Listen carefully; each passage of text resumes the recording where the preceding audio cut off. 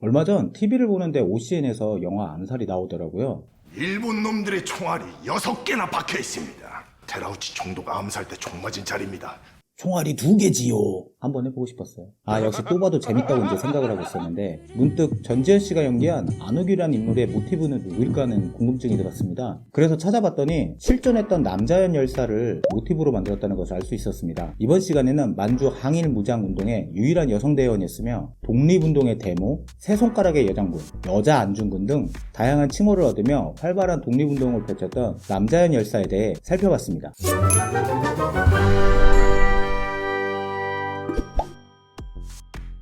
안중근 의사하면 가장 먼저 생각나는 것은 아마 그의 잘린 손가락일 텐데요. 남자연 열사 역시 단지 혈서를 쓴 것으로 유명합니다. 손가락을 자르는 것은 현재에서도 고통스럽고 위험한 행위이지만 당시에는 사망에까지 이를 수 있는 행위였습니다. 그런데도 3번이나 단지를 한 남자연 열사, 어떤 이유였을까요?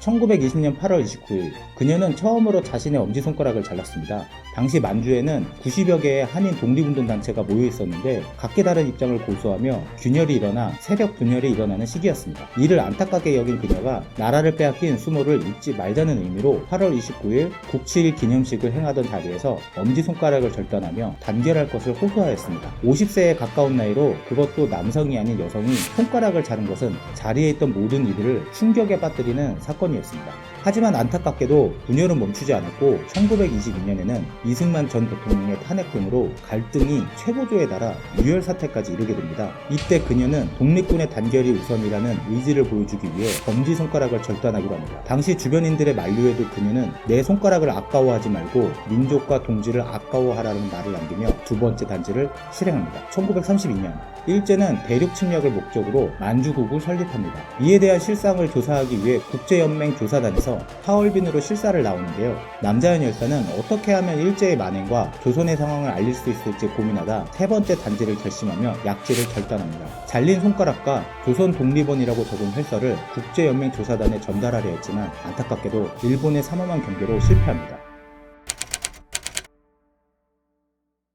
1926년 순종이 사망하고 사이코 마코토 총독이 조문을 온다는 정보가 있었습니다. 독립지사들의 제거 대상 1순위였던 사이코 마코토 총독을 암살하기 위해 남자연 열사는 계획을 세우는데요. 그러나 그녀보다 빨리 행동을 취한 사람이 있었습니다. 바로 통학선 의사입니다. 그는 창덕궁 금호문에서 마차에서 내리는 일본인 셋을 죽입니다. 당시에는 사이코 마코토의 사진이 있었던 게 아니기에 송학선 의사는 그의 얼굴을 몰랐고 그로 추측되는 인물들을 암살한 것인데요. 안타깝게도 일본인 셋 중에 마코토는 없었다고 합니다. 이에 따라 일본의 경비가 더욱 삼엄해졌고 남자연 열사는 다음을 기약하며 만주로 돌아갑니다. 1933년 3월 1일 그날은 만주국 설립 기념일이었습니다. 남자연 열사는 설립 행사에 올 만주국 대사 부토 노부요시를 암살할 계획을 세웁니다. 이를 위해 폭탄이나 총 등을 과일 상자 등에 숨겨 들어오기로 계획하는데요.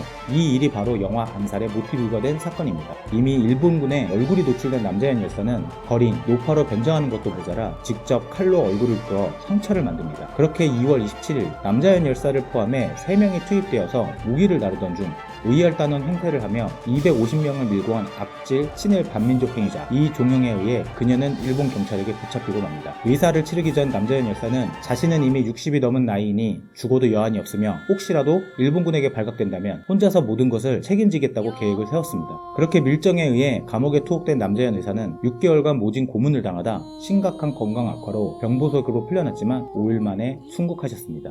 단지와 암살 이외에도 남자연 열사는 독립을 위해 수많은 일을 하던 분이었는데요. 남자연 열사와 관련된 추가적인 내용이 궁금하시다면 남자연 열사의 행적과 기록, 후손들과의 인터뷰를 통해 모은 자료를 토대로 그녀의 생애를 재구성한 이상국 저자의 나는 조선의 총구다를 한번 보는 것도 추천드립니다.